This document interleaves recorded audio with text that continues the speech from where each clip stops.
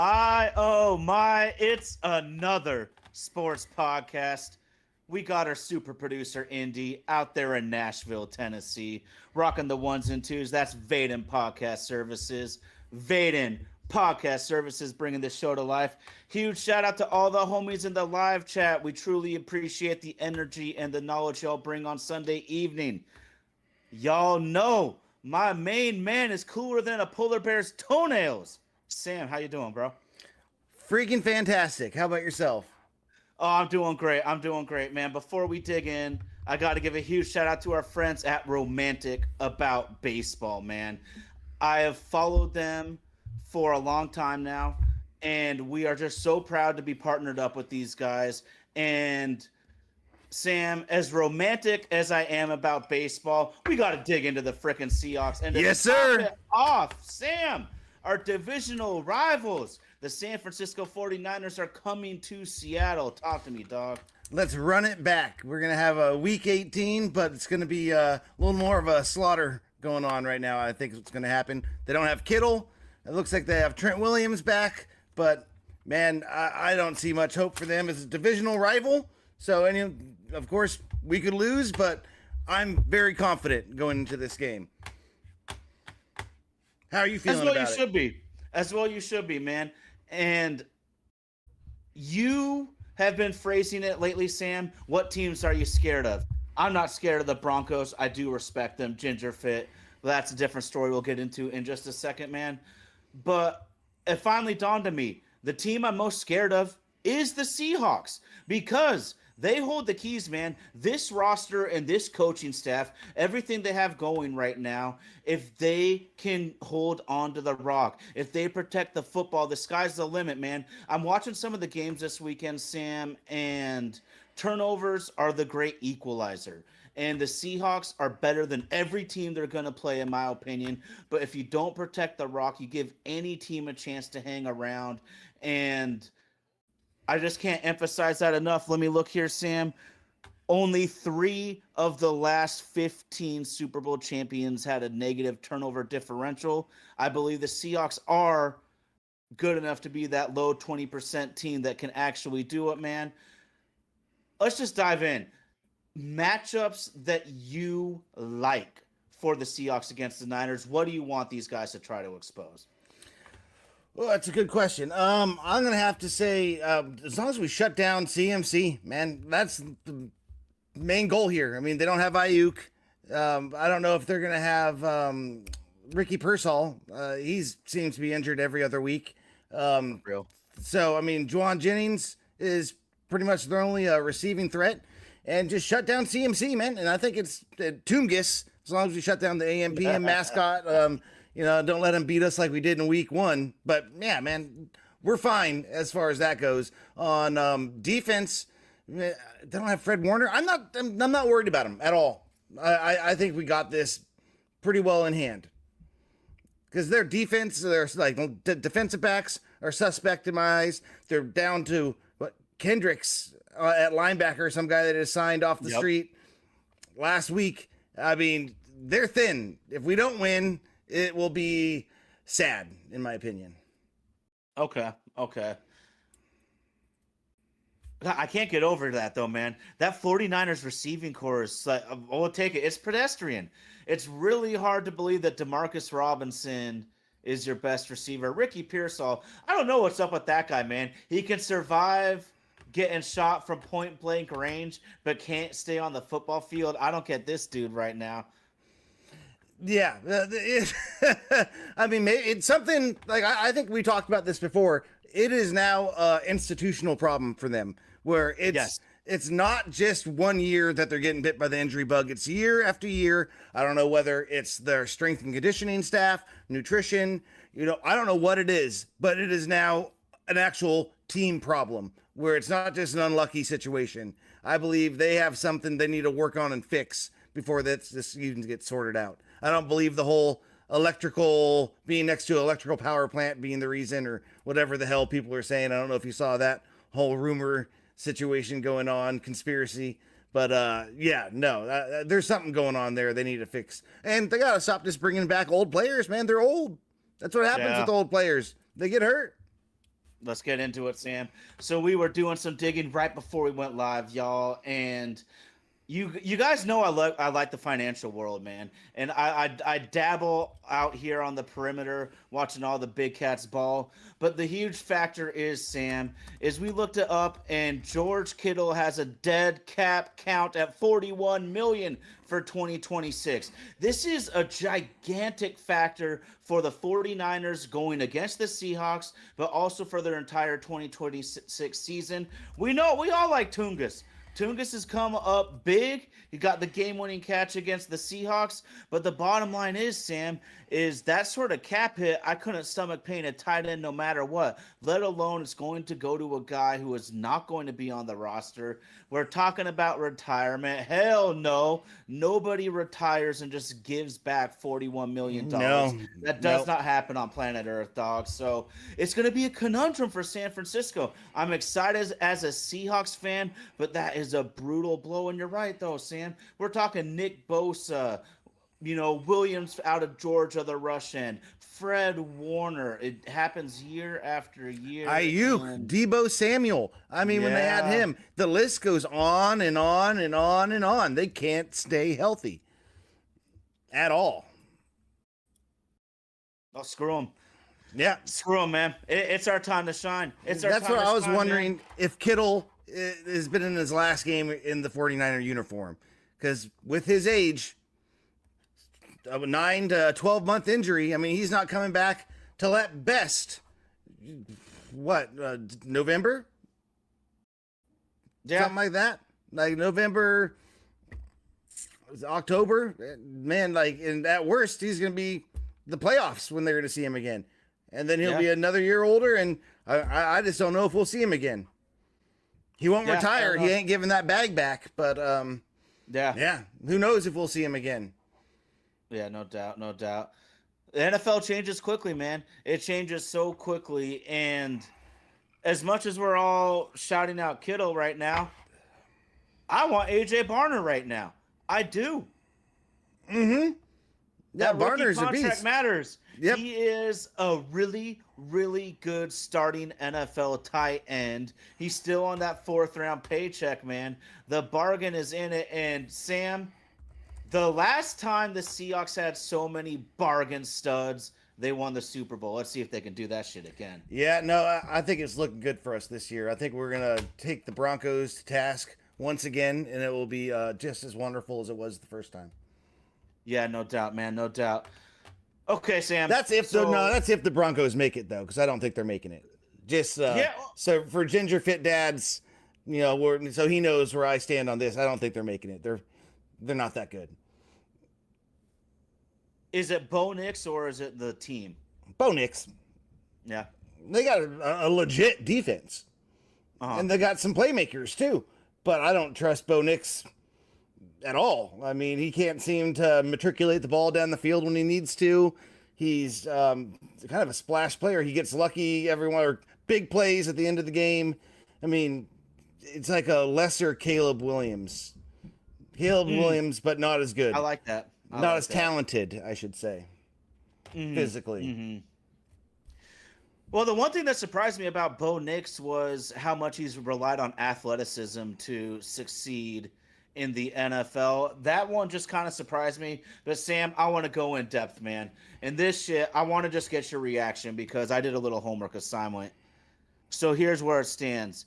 8 of the 9 highest cap hits in 2025 are quarterbacks not in the playoffs. 8 of the top 9 cap hits not in the playoffs. Josh Allen is the only top 9 cap hit that's in it at 7th. All 9 of those QB cap hits are over 50 million, Sam. Then I want to go to the middle class veteran.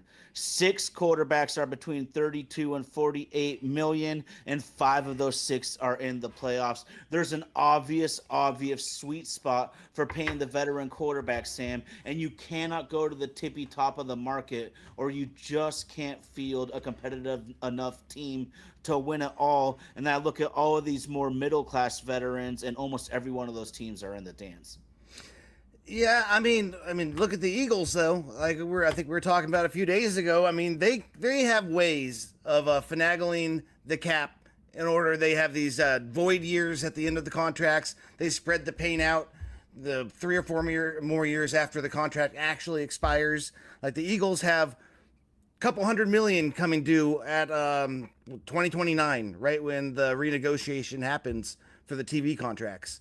And so they're doing that on purpose because the cap jumps up hugely, takes away some of the pain. I mean, it's been working pretty well. They've been doing it since the Saints kind of originated this way of doing it back in the Drew Brees days. So, I mean, I think you can still build a team and have a top tier quarterback. It's not as easy, but you can still do it with the right front office who knows how to manipulate the money. But eventually that check does come due. Eventually. At least that's and you what I'm got to told. pay the right guy. You got to pay the right guy. There's going to be internal pressure for the Carolina Panthers to re-sign Bryce Young. I would never do that. I would never do that. But there is that pressure. But Sam, you got guys like that are made men, top 9 paid players in the game. We're talking Tua and Kyler Murray are on that list also. So I implore teams, man, you got to be really careful and you can't succumb to the pressure. Ginger Fit, would you give Bo Nix $55 million? Now that's my question. Bo Nix $55 million, or do you want to come back to the more reasonable ballpark of Sam Darnold at $33.5, which is an absolute steal? Talking about steal, Sam, I have one more one I wanted to look at in terms of salary cap. Return on investment. How much cash am I getting back from my investment, Sam? Well, DK Metcalf is the 32nd highest paid cap hit, and I would say he's like top 30 at his position. Leonard Williams is 34th, and he's top 5 to 10 at his position easily, at a position that I think is much more valuable as well. Return on investment. The Seahawks nailed that with Leonard Williams. Pittsburgh fumbled the bag, giving DK Metcalf over 30 large a year. And in a strict salary cap league where all the owners are loaded, man, you got to make shrewd decisions. Yeah, and I mean, something about DK's, just how he carries himself started to rub me the wrong way. Like his interview, I think it was with Shannon Sharp, where he was talking about, oh, you need to, eat a little bit better and do this and do that, and kind of trying to teach him the ins and outs of being a pro and how to be like a Hall of Famer. And DK's like, oh, I'm going to show you how I do it my way. And it's just not wanting to hear the advice, the obviously good advice about taking care of your body, be able to be the best you can be. And he just shut it down, shut it out. And then after that, I kind of looked at him differently from that point on, because it just shows he's a little more hard-headed and just has something to prove, but doesn't have the hands to prove it, in my opinion. Route running and acceleration and deceleration in and out of routes are crucial components to being a consistent, successful receiver, and that's just not DK. And I think he's a fantastic football player. Fantastic. He's also got some major weaknesses to his game, which is why if I were the Seahawks, I never could have given him 30 large a year.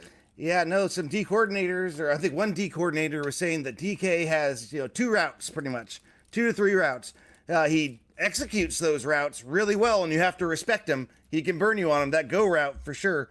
But, I mean, you know what you're going to get from him. He's not like JSN where he's got the whole route tree open to him, or some of the better wide receivers in the league, Justin Jefferson, everything like that. I mean, and he doesn't seem to have the clutch gene as much as he doesn't make the big catches.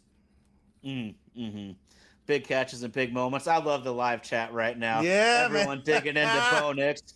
Well, here's the other question. How do we feel about CJ Stroud? Here's what I got to say, Sam, is you always ask me, do you trust this quarterback? Do you trust that quarterback? In this group of quarterbacks in the playoffs, the only one I trust is Josh Allen, and the dude's never even been to the Super Bowl. So we're going into the unknown. There's going to be a couple of quarterbacks that maybe a Justin Herbert who are going to disappoint fans across the league, but there's going to be a couple of guys that kind of come out of nowhere and become a Super Bowl superstar, just given the nature of some of the more heralded stars like a Jackson, like a Burrow, Mahomes, not in the dance this year. Yeah, I'm trying to see what stats this guy was talking about, Ginger Fit Dad, that Bo Nix is doing better than Darnold. I don't see many.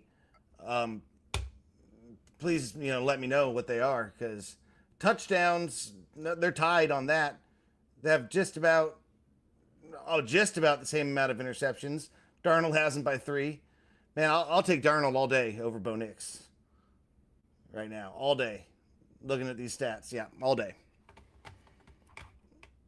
And people doubt him, man. I mean, people can doubt him all they want. I mean, he's not gonna. He's a quarterback you can win with for sure. You might not win because of him all the time, but he sure can win you some games. But I don't know if Bo Nix is a quarterback you can win with right now, in my opinion. Well, they clearly just did win with him, though. Well, they won a Super Bowl. Okay, that's fair. That's fair. Well, if we're when you're playing like the best teams in the league with the other teams that have good defenses too, let me see it. Okay. Darnold's not a statue, though, my brother. He is not agile. He is not mobile. In fact, I wish Sam would run more. I really wish he would, because he has better. Here's the thing, too, is confidence is a crazy thing, man. And in my humble opinion, Sam doesn't think he's as fast as he really is, and that happens to athletes at all level in every sport. Yeah, no, for sure. I mean, he needs to scramble a little bit more and throw the ball away a little bit more, in my opinion, because he more than a few times I've seen him run towards the sideline and then just take a damn sack rather than throw it out of bounds, and it just baffles my mind. But yeah, I'll still take him all day over Bo Nix. And even though Broncos are second in drops, man, catch the ball. I don't know what you want me to say. Like, maybe the ball wasn't thrown very well, and it was wobbly and it wasn't easy to catch.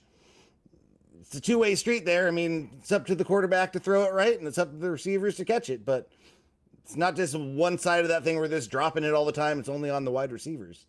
Because, Ginger Fit Dad saying they're second in drops and all this and all that. Man, show me in the playoffs. Let's see. There we go. Well, it's a show me playoffs, man.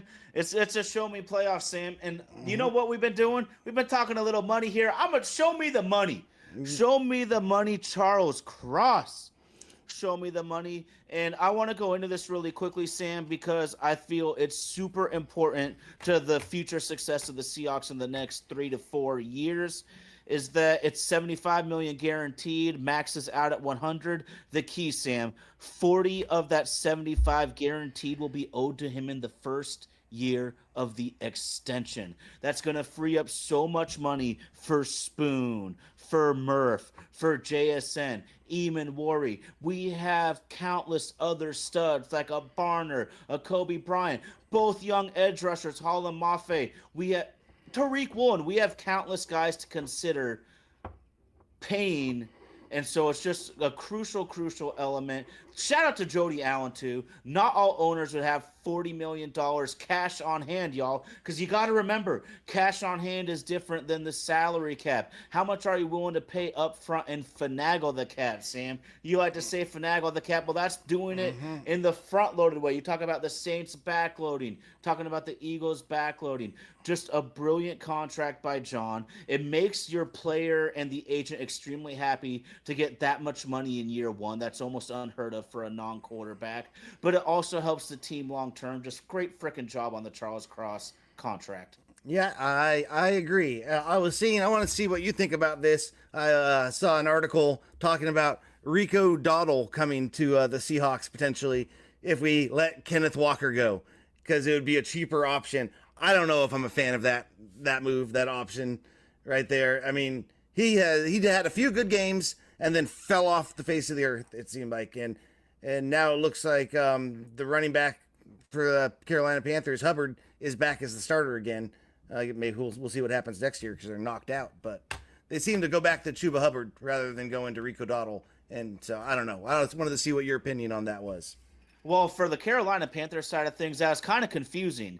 Dowdle and certain players on the team were a little confused about that also. This is where the money makes things tough. You just pay Chuba Hubbard. He's your current star. Then Dowdle just catches absolute fire for a few games. But in terms of Dowdle to the Seahawks, Sam, that's a strong hell no, bro. Yeah. Hell no. If we're going to pay any 4-year running back, we're going to pay Ken Walker. It's that simple. And to top it off, maybe we can find an alternate to Ken Walker at a cheaper level than Ken or Dowdle would require, but it has to be in Walker's mold, man. The We draft. got Charbonnet. Draft. Look, okay, it's not a great running back draft though. I mean, But find one. But find. Yeah, this is where I gotta say, you gotta find them.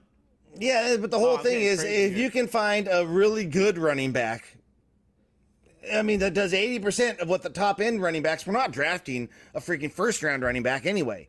I'm talking about getting a good guy in the third, fourth, maybe fifth round. I mean, you can find them all over the place. Yeah. If you want the top tier, like a Bijan, you're going to have to get him in the top 15, 20 picks. But if you want just a good back, you can find those all over the draft, man. Yeah, I mean, I guess that's true. I think Ken Walker's a pretty special player, though. He is frustrating. He can be maddening, but the guy's a special player, man. You give him an angle, and it's gone. It's gone, man. It's true, but are we paying him? No. I mean, so I can't change my mind now because early this season I was steadfast no, and this isn't an indictment on the player, man. No, not at all. When you draft really well, these are the problems you have. At least we have these problems, man. There's a third of the league that wish they had guys to extend. Yes. Oh, 100%. And the last three guys that we've let go this year all got picked up by other teams, like it used to happen in the LOB days where, we let guys go. They are always getting picked up. Our coaches look like they might be getting poached. At least one of them. I don't know if Durday is going to go, but I don't have much faith that we're going to have an OC. We're going to be OC shopping, in my opinion. Because, Atlanta, I think, is going to be swooping him up. Yeah, okay. Me and Indy were talking about this, Sam, in that the Seahawks are in a position right now where they're going to be able to target some of the brightest offensive minds in football with the status of the program right now. John Schneider firmly in place, McDonald firmly in place, Jody Allen with 1,000% backing of the franchise. It's kind of crazy to say because I've become a big Clint Kubiak fan this year, but I think that in Mike McDonald's timeline as Seahawks coach, there's a better OC to still man that position. Yeah, and I think we're going to be able to find. So they're running a Shanahan tree playbook anyway, and there are 1,000, not 1,000. There are plenty of OCs that run plays from that same playbook. It won't be too hard to find someone who's going to be on the same level, running the same style offense, more or less, different wrinkles here and there. But it's not like they're having to learn a brand new offense like we were last year. Okay. All right, man. I want to rewind a little bit because there's one more thing I wrote down that I thought was a freaking great tell. And once again, man, we're going to the market. Return on investment, Sam. So we obviously cut Tyler Lockett. We traded DK Metcalf, two franchise favorites, two superstars on the Seattle level. And there was reason to be concerned. There was legitimate reason to be concerned, but Jackson Smith and Jigba.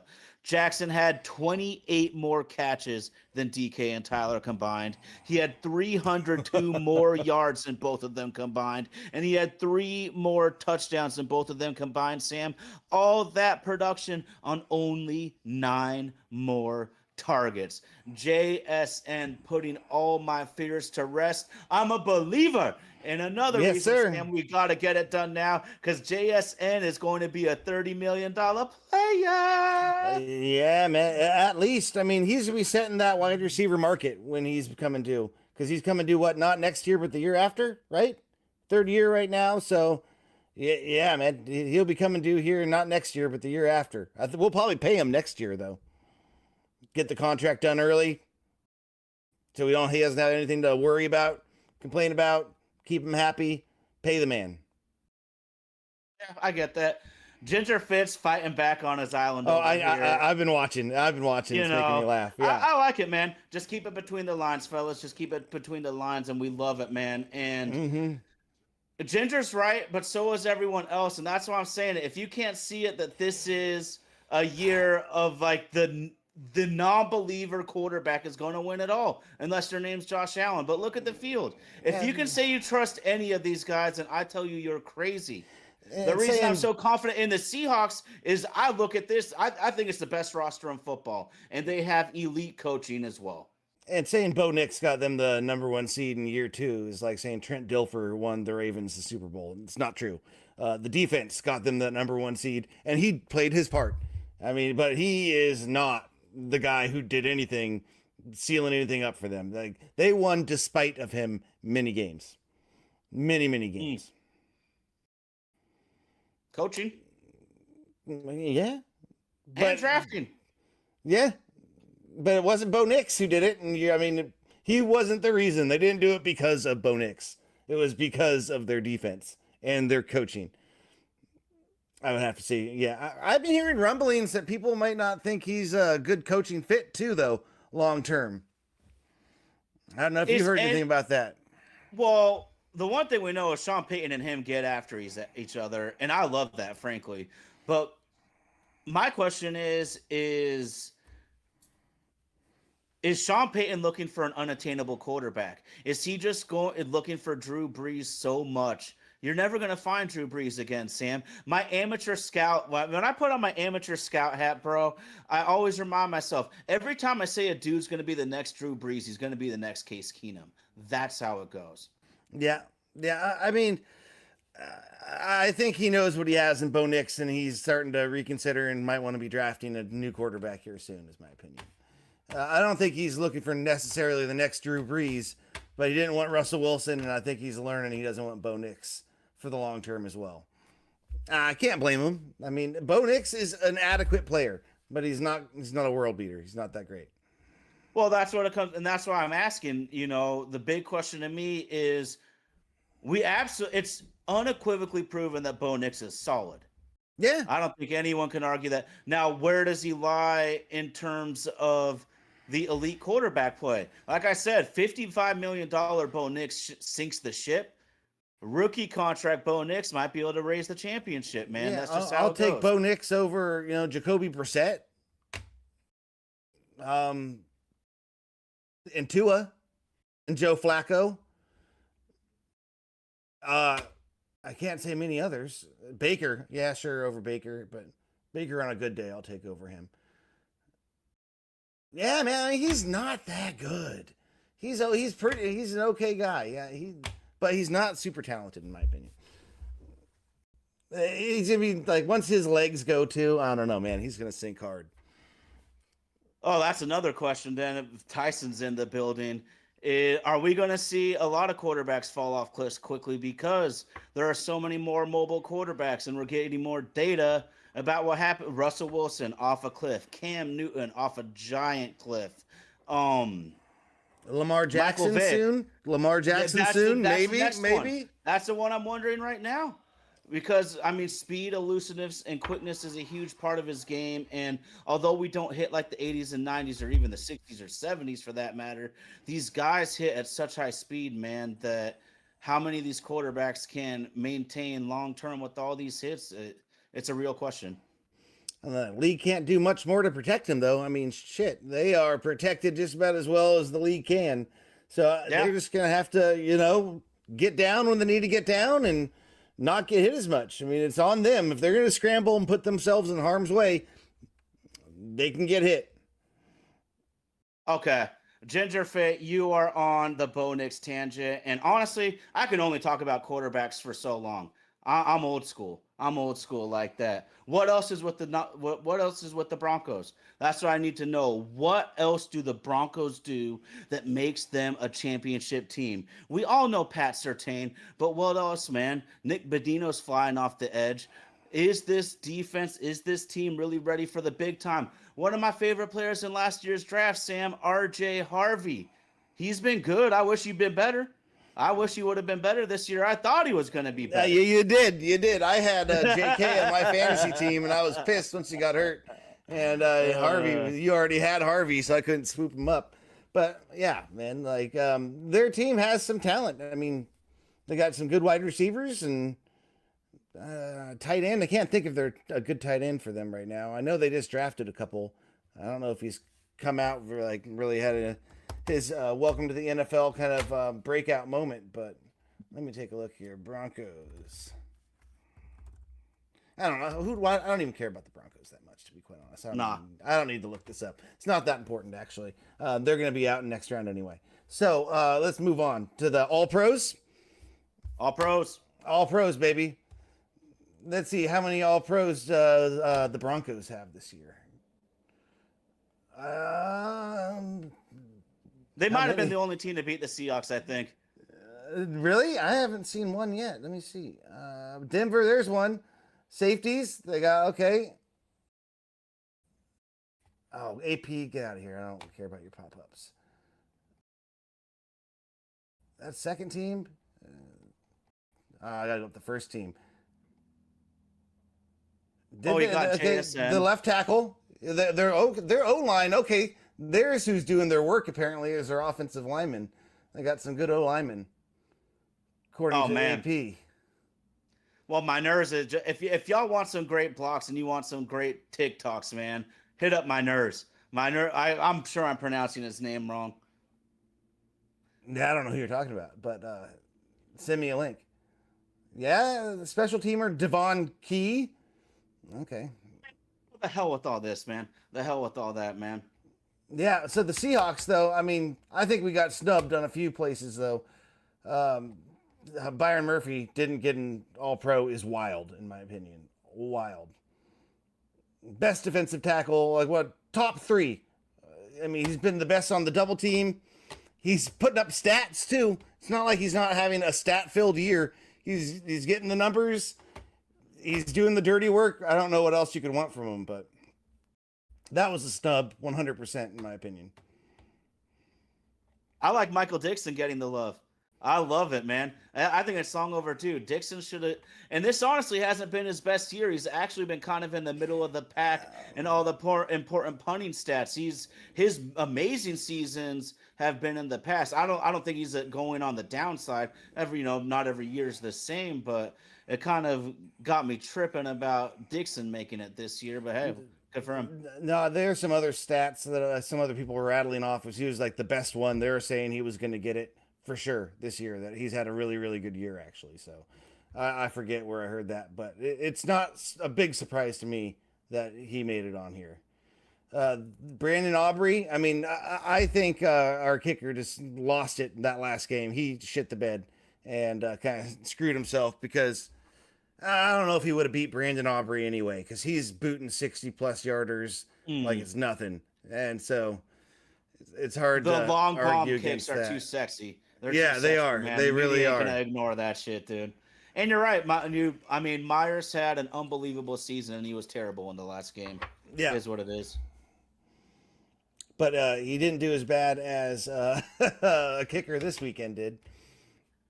Oh man. Well, that's another huge factor, Sam. We never, ever, ever talk about it. But Brandon McManus with Green Bay, if he knocks home a couple kicks, Green Bay is advancing.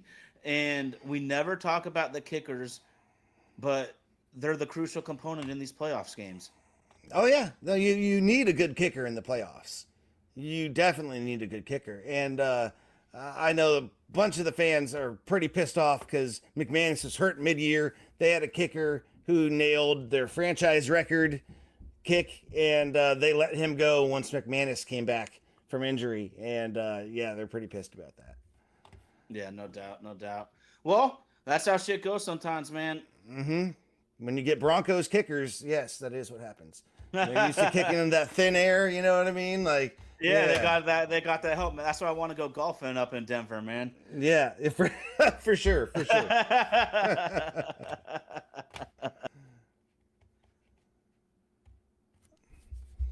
Well, anything else on the Seahawks you want to get at right now, man? Or I'm good.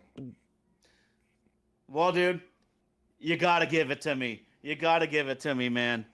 We got to talk a little Seattle Mariners. We absolutely have to. And I want to start on the positive, Sam. Although he's not a household name, the Mariners signed Rob Refsnyder, right-handed stick. And although it's a quiet move, I honestly think it's kind of fantastic. Yeah. Well, hopefully he can come through. And I mean, he's older, but 35 years old. I'm not super excited about it, but if he comes in and hits like the back of his baseball card says he can, then yeah, that'll be great. He's coming into hit left-handed pitching, and Yep. no, I think it could be a good move for sure.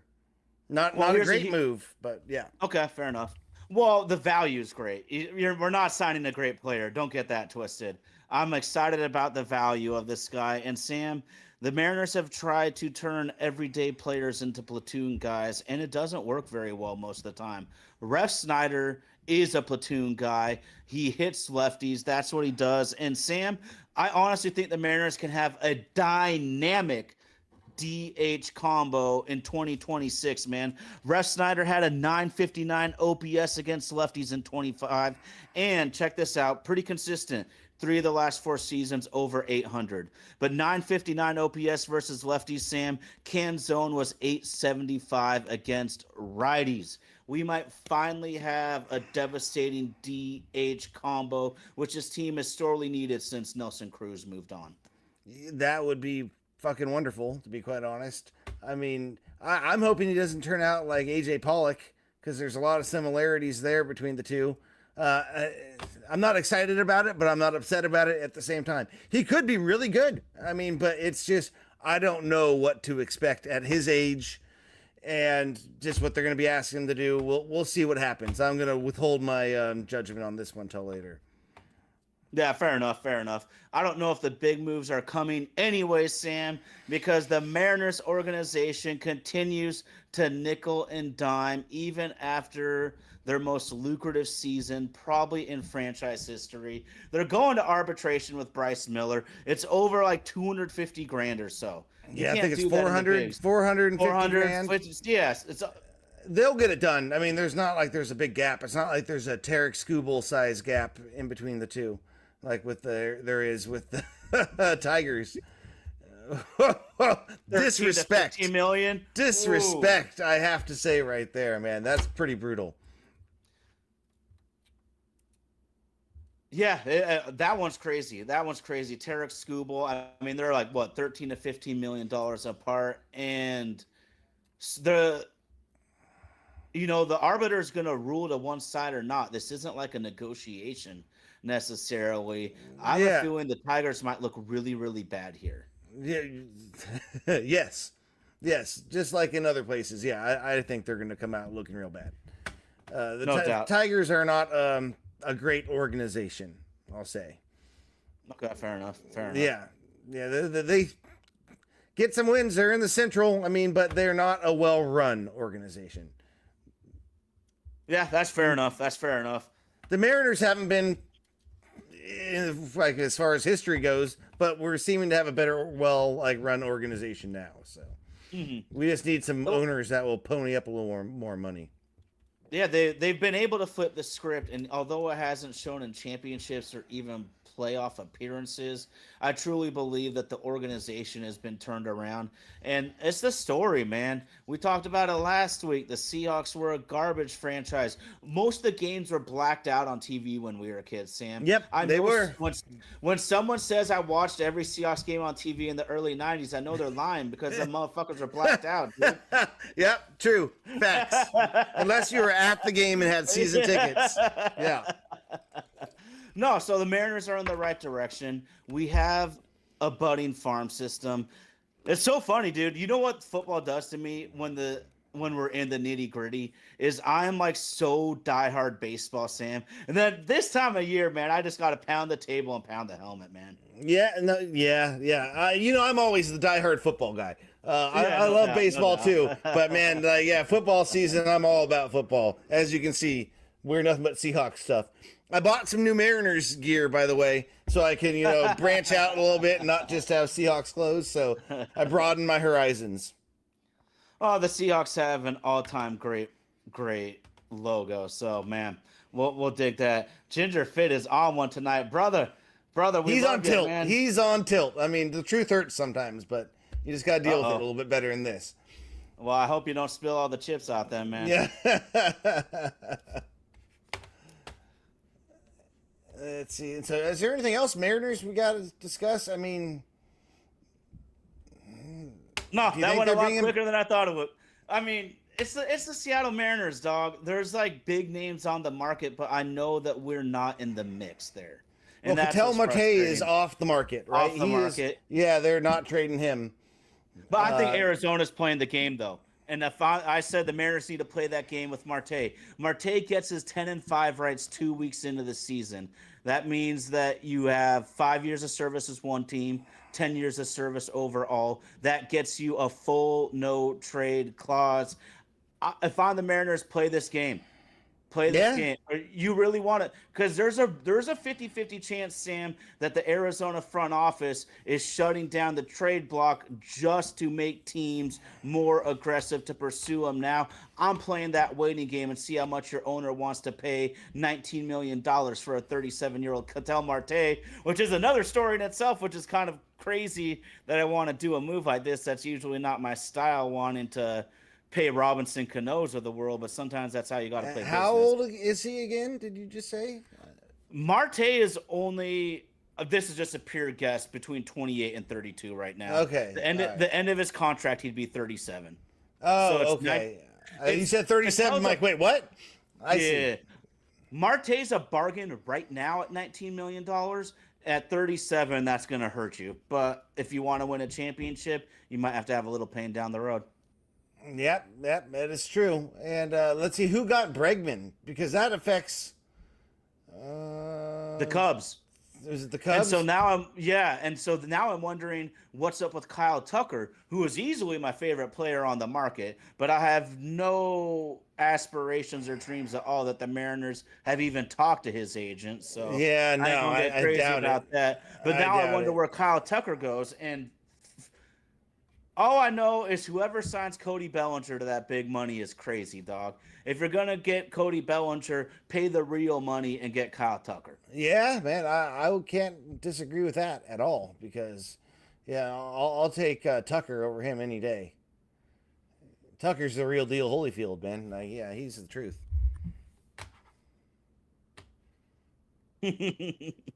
Oh, man. I just love it, dude. Climb me up, man.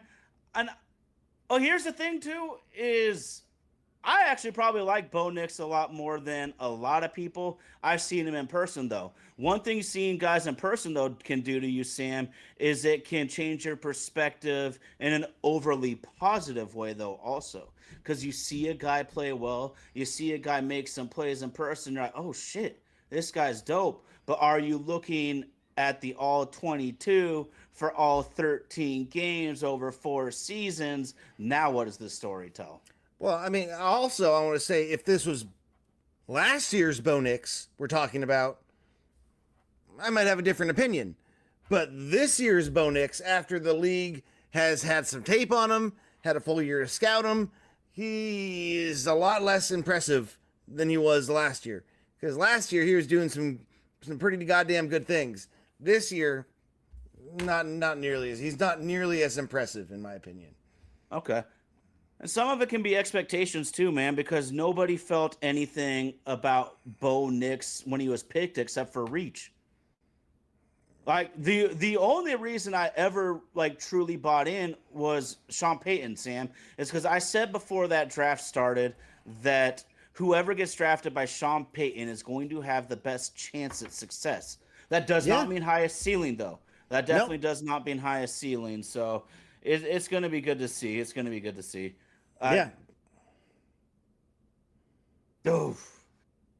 Denver's cold, though. Who are they about to play? That's my next question. I don't think we know yet, because we got games tomorrow. We got 2 AFC games tomorrow, or 1 AFC game tomorrow. Okay. So I don't think the playoff schedule for the AFC is going to be set at all. Yeah, let's see. NFL playoff seeding. Let's see. Well, I guess another thing we need to consider is, what do we think about the Buffalo Bills? Oh, it is the Broncos versus the Bills. Yeah, that's what I wanted.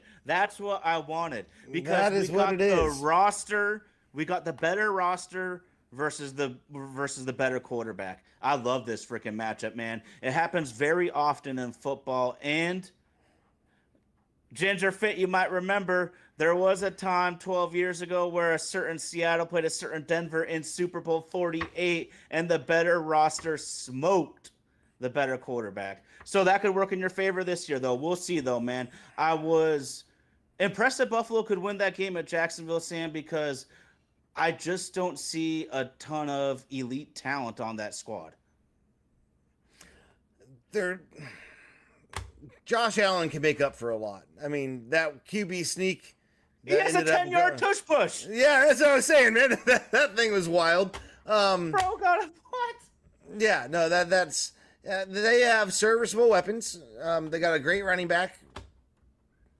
They just aren't built like they were the last couple of years. They need to draft a little bit better, have some more young blood in there. Like, I still think they're going to beat the Broncos, to be quite honest.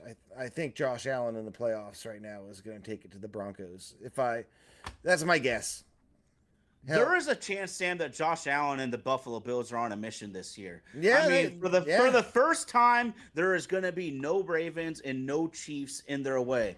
Now they got to win 3 straight road games. But if I was going to put my money on any quarterback to lead their team to 3 straight road games, it's got to be the Bills.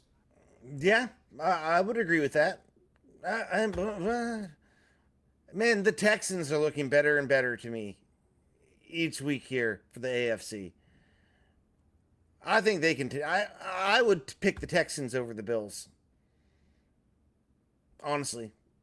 Okay. Well, I mean, the Texans absolutely destroyed the Bills, sacking Josh Allen 9 or 10 times. Yeah. So we literally saw that happen.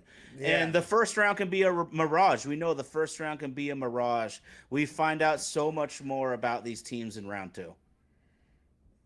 Bills' rush defense is dog shit. Yeah, maybe.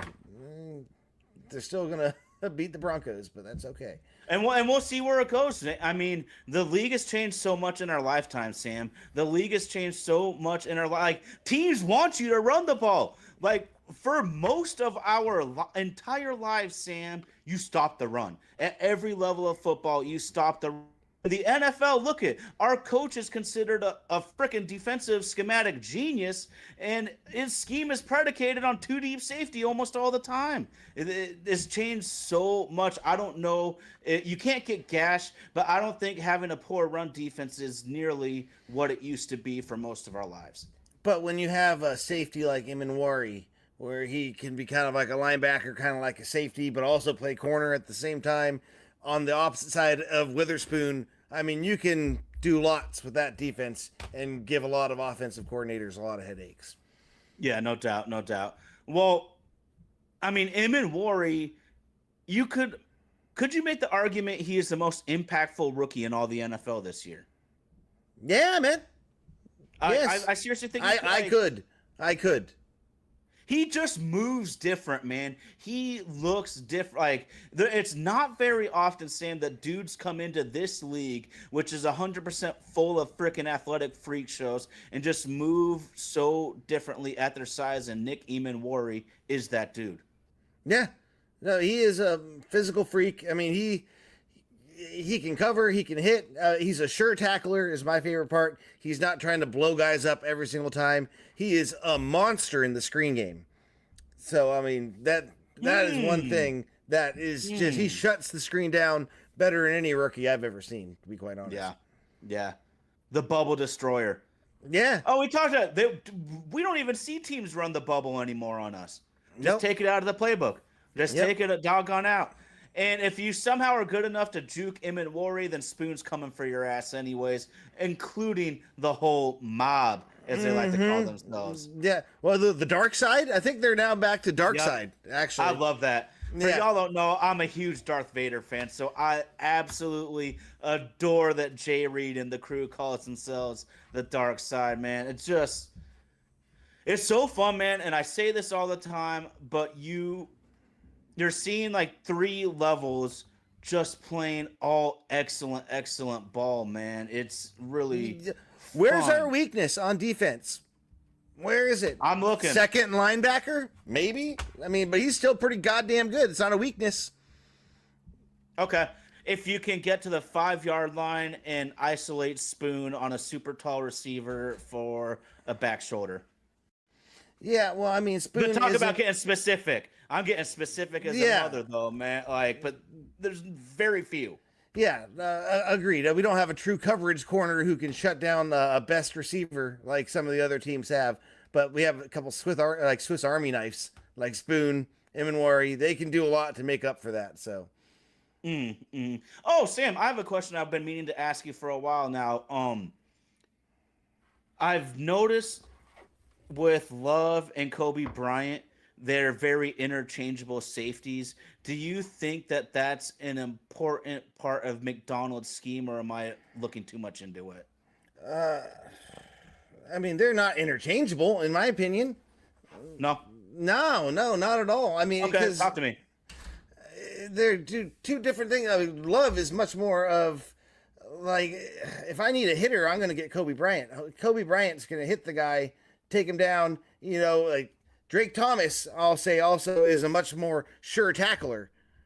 And Love is more of an all-around guy. He's the playmaker, and Kobe Bryant's a better playmaker on the ball, I'll say as well. He makes bigger plays more consistently. He's a college cornerback. We need him to. Yeah, for sure. No, I love our safety depth right now, to be quite honest, because if I need to tackle on our safeties, give me Drake Thomas. I'm not talking about a big hit. That's what I meant, Ty Okada. Ty Okada. Yeah, Ty Okada. Give me him, 100%. If I need a tackle, that's who I want out of our safeties, because he just brings guys down like no one's business. Sure tackler, he's great. As for a third safety, can't ask for more. Okay. This one might have gotten some Seahawks fans a little frustrated. Jordan Brooks, first team All-Pro. That's good. I mean, he led the goddamn league in tackles. I mean, I'll take Ernest Jones over him all day, though, in this defense. Okay. Being the leading tackler on a shitty defense. Good job. Yeah. Well, I was just curious about that, too, because it's not the first time Brooks has done that. He's done that several times with Seattle on shitty defenses up here in the Northwest. So I wonder what got them to change their minds. I just wanted to really point that out just because. East Coast bias? What do you mean? I mean, I just want people to know, because people consider Brooks a bust. And that's not. Oh, no. Hell no. We just didn't extend him. And if you go deeper into the weeds, this is real life. This isn't a Madden franchise, man. The Seahawks had a priority to negotiate with Williams and his agent first. Obvious. 100% of people would say you got to get Big Cat first, then worry about Brooks. And they thought they were going to get something done with Brooks. And while they're trying to get that finished with Williams, Brooks ends up in Miami. That's how free agency goes. I just wanted that on the record. Jordan Brooks, not a bust. No, not at all. I mean, he's a really, really good linebacker. And he just happens to be on a team where the defense never gets off the field. And so he gets a shitload of tackles. I'm good for him. Yeah. I'm glad he's having success. It's too bad it wasn't with the Seahawks, but I'm happy for the guy. Good for him. Yeah, and honestly, the defense was just kind of a mess across the board at that point. I don't know what could have been done. I mean, Pete Carroll's trying to transition to cover 2. We're running 3 linebackers all the time when the entire league is playing nickel. There were some funky years in there for that. The league seemed to have passed Pete by in his last few years here pretty quickly. Yeah, to say the least, because we were doing some, as evidenced by how the Raiders did this year. And this is why you need to hire assistant coaches that will challenge your brain. And when Pete loves to be loyal, and I love that about the guy, but you got to hire the best people, man. And you can't hang on to deadbeat coaches forever. I'm going to say the loyalty thing you just brought up, though. I mean, his other mantra is the best player plays. That's what he started when he came here. Cut all the people he was starting 5th round, 6th rounds, undrafted, didn't matter. You know, the loyalty didn't mean shit is what it was supposed to be. And then towards the later years of his career, he's putting loyalty ahead of production is what it looked like to me, especially this year in Oakland. Oh, bringing in Jamal Adams and Stone Forsythe and Caillou Blue Kelly. How many other guys can I name that we're happy aren't in Seattle Lockett? anymore? I mean, Lockett, man. Lockett was getting a bunch of snaps over some younger, more hungry, more potential receivers. And they're pretty pissed about it. You should see, I don't know if you've seen some of the shit coming out of Oakland right now. Not Oakland, but Vegas. Yeah, man. Like there is some dirt coming out about that team, and it's pretty wild to see. Interesting. Well, one thing I know, Sam, is the Raiders spent a 2nd-round pick and a 4th-round pick on wide receivers. You want to see those guys on the field, especially when you're freaking horrible. Kelly Pryor, what's up? I'm so glad to see Kelly Pryor up in the house, and I'm not hating on the line. I love our linebackers. I just had to bring that up about Jordan Brooks. Ernest Jones, 2nd-team All-Pro, Sam. This dude's got like 150 return yards on interceptions. Game changer. We always talk about Drake Thomas and his hard hitting. His blitzes are timed brilliantly. And y'all know, I still love me some Tyrese Knight. Yeah. Yeah, I mean, Ernest Jones also has, 4 tackles for loss, 5 interceptions this year? Man, playmaker. Give me that all day. Top 20 in tackles while doing all that other stuff? Yes, sir. Guess how many picks Jordan Brooks has this year? 0. Yeah, man, 0. Yeah. I mean, with the top 10 tacklers, got Jordan Brooks, shitty team. Defense never gets off the field. Jack Campbell. So from Detroit, they didn't play very well this year. Yeah, Las Vegas, we have Devin White, Cedric Gray from Tennessee, Bobby Wagner from Washington, Carson, Schweizender from Cleveland. And we got a guy from the Jets, Kansas City, from Minnesota, and the New Orleans and Jacksonville are the teams that the top 10 tacklers came out of. So only 1 out of the 10's on a playoff team.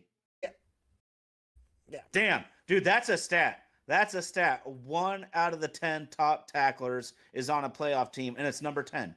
It's actually number 11 because he's tied for 10. Okay, but, gotcha. Yeah, he's tied with 3 guys there. With the guy below them is also on the Giants, Bobby Oriki or whatever the fuck his name is. Oh yeah, yeah. And so machine. Yeah, for sure. So I mean, tackle is not that great of an indicator of success. It just means that the defense is on the field for a lot longer than no doubt. Other teams. So we have our qualms about Pro Football Focus at times, Sam, and deservedly so. One of the things that I absolutely love about the work they do is if you look at the stats of tackling players such as linebackers and safeties, it says average depth of tackle in their stats, and I freaking love that. Ah, okay. That's a good stat to know about. What's the average depth of tackle? Do you know? For Brooks? We might be able to find that out here. Look it up another time. Yeah. That'll be interesting to know. But yeah, man, I'm pumped for the 49ers game coming up this week. It's exactly who I wanted to play if it wasn't going to be Carolina. Because, God, I wanted Carolina so bad. So the Rams would have got their fucking shit kicked out of the playoffs in the first week. But, yeah, I'm excited. I think we got this sewed up. Can't wait to go on to the next week after that. And make sure if you guys have playoff tickets that you sell them to the other 12s. So we have as many 12s in that stadium as possible. Good. I like that PSA, brother. I like that PSA. Well, let's do it, baby. We got San Francisco coming to Seattle next weekend. We got the San Francisco 49ers coming back up here. It's a fantastic rivalry. San Francisco, we're coming for your ass. I don't care about the past. We don't care about my past. I don't care about your past. It's about the windshield. It's about right now, baby. And right now, your Seattle Seahawks are trying to make a run to the Super Bowl. I got to give a huge shout out to super producer Indy out there in Nashville, Tennessee, Vaden Podcast Services, our homie at Vaden Podcast Services. Shout out to the live chat getting riled up tonight, baby. Got to give a huge shout out to my homie Sam, a huge shout out to Romantic About Baseball. But of course, y'all know it's another sports podcast. See Hawks! See Hawks! See Hawks!